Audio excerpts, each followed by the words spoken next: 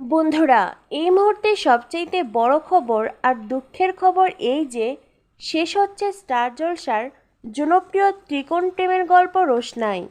এই ধারাবাহিকের মুখ্য ভূমিকায় ছিলেন শন ব্যানার্জি, অনুষ্কা গোস্বামী এবং লেখা চ্যাটার্জি।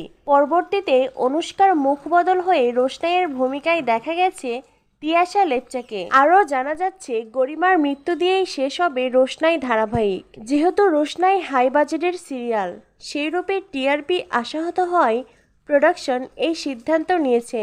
বর্তমানে ধারাবাহিকে দেখানো হচ্ছে গরিমা প্রেগনেন্ট, আর এরপরে দেখানো হবে কন্যা সন্তানের জন্ম দিতে গিয়ে মারা যাবে গরিমা। ঠিক তখনই রোশনাই ও আরণ্যককে মিলিয়ে দিয়ে তার মেয়েকে রোশনাইয়ের হাতে তুলে দেবে গরিমা। গোপন সূত্রে জানা গেছে যে রোশনাই ধারাবাহিকের শেষ শুটিং হবে 30শে জুন এবং শেষ সম্প্রচার হবে 6 জুলাই।